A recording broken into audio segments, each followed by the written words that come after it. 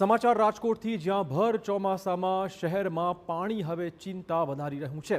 રાજકોટમાં ઓછા વરસાદથી જળ સંકટના એંધાણ છે। શહેરમાં હાલ 15 ઓગસ્ટ સુધી ચાલે તેટલું જ પાણી બચ્યું છે।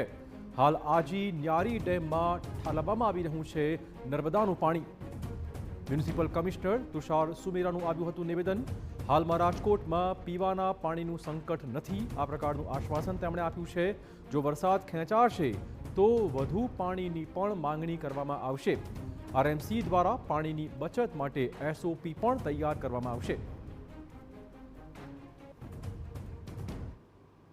રાજકોટ શહેરને જે આપણે પાણી આપીએ છીએ, આપણા ડેમ્સ આપણા પોતાના ન્યારી આજીથી લઈને જે જોઈએ છે, અને પ્લસ આપણું વધારે ડિપેન્ડન્સ રહે છે નર્મદા વોટર ઉપર। એટલે હાલની સ્થિતિએ આપણને સૌની યોજનાનું પણ પાણી મળ્યું છે, મળી રહ્યું છે। એટલે બહુ એશ્યોર્ડ સપ્લાયની હાલ સ્થિતિ છે આપણને। હાલના સ્ટેજે એવું પીવાના પાણીનું કોઈ થાય એવી ચિંતા હાલના સ્ટેજે નથી દેખાતી।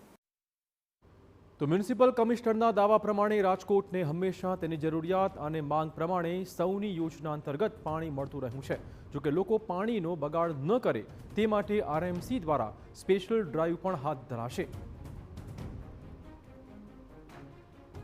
અમે શહેરમાં એક ડ્રાઈવ ચલાવી રહ્યા છીએ કે પાણીનો બગાડ, પાણી ચોરી, આ બધું થોડું ઘટે એ માટેની એક અલગથી ડ્રાઈવ કરી રહ્યા છે। એને કોઈ ડાયરેક્ટલી કોઈ પાણીની અછતનો સાથેનો સંબંધ નથી કોઈ, પરંતુ અમારું એવું છે કે પાણી હોય છતાં પણ એનો બગાડ ના થવો જોઈએ કોઈ સ્ટેજ પર। એ એક અલગથી કોર્પોરેશન ડ્રાઈવ ચલાવી રહી છે।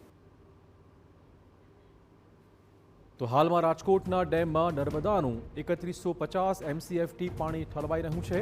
શહેરમાં 25મી જુલાઈ સુધીમાં 251 મિલીમીટર વરસાદ નોંધાયો છે।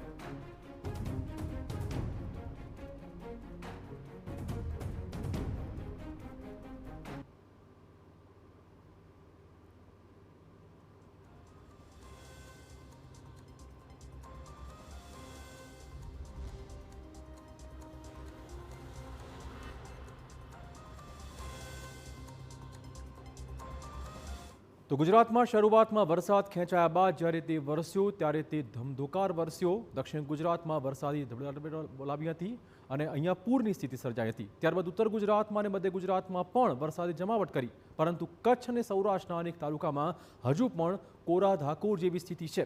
સૌરાષ્ટ્રના અનેક જિલ્લામાં 50%થી ઓછો વરસાદ પડ્યો છે અને તેના કારણે જળ સંકટની ભીતિ સેવાઈ રહી છે। આપણે કહી દઈએ કે ભર ચોમાસે જળ સંકટ આવી પડ્યું છે। સૌરાષ્ટ્રના 5 જિલ્લામાં 50%થી ઓછો વરસાદ પડ્યો। સૌથી ઓછો વરસાદ દ્વારકા જિલ્લામાં નોંધાયો છે। 1.3 ઇંચ સાથે દેવભૂમિ દ્વારકામાં સિઝનનો માત્ર 4.19% વરસાદ વરસ્યો છે। પોરબંદરમાં 5.3 ઇંચ સાથે સિઝનનો માત્ર 15.88% વરસાદ વરસ્યો છે। રાજકોટમાં 10.7 ઇંચ સાથે સિઝનનો માત્ર 36.91% વરસાદ પડ્યો છે। તો ગીર સોમનાથની વાત કરીએ, જ્યાં 17.8 ઇંચ વરસાદ, જે સિઝનનો માત્ર 43.92% જ છે।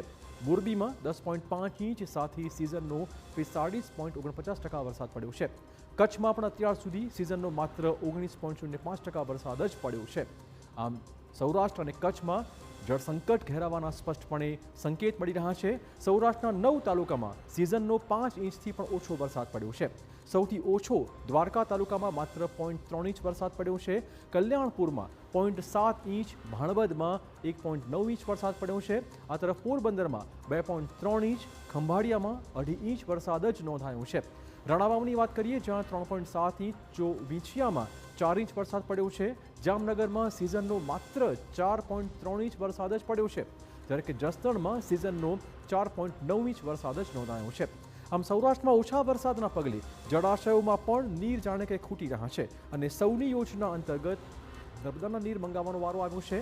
ભાવનગર, અમરેલી અને મોરબીને બાદ કરતા તમામ જિલ્લામાં જળાશયોમાં 50%થી પણ ઓછો વરસાદ, ઓછો જળ સંગ્રહ બચ્યો છે। આવો જાણીએ અલગ અલગ જળાશયોમાં હાલમાં સ્થિતિ પાણીની કયા પ્રકારની હોઈ શકે છે। તો સૌરાષ્ટ્રમાં જળાશયોની સ્થિતિ વિશે વાત કરી લઈએ। મોટાભાગના ડેમમાં 50%થી પણ ઓછો જળ સંગ્રહ જોવા મળી રહ્યો છે। સૌથી ઓછું દેવભૂમિ દ્વારકાના જળાશયોમાં 0.64% જ પાણી હાલમાં બચ્યું છે। જામનગરના જળાશયોની વાત કરીએ, જ્યાં માત્ર 5.95% જળ સંગ્રહ છે। જૂનાગઢના જળાશયની વાત કરીએ, જ્યાં માત્ર 20.70% ભરાયેલા છે। પોરબંદરની વાત કરીએ જ્યાં 26.27% પાણી બચ્યું છે. આ તરફ બોટાદના ડેમમાં 36.78%, રાજકોટના ડેમમાં 37.50% જ પાણી બચ્યું છે. ગીર સોમનાથની વાત કરીએ તો જ્યાં જળાશયોમાં 38.98% પાણી બચ્યું છે.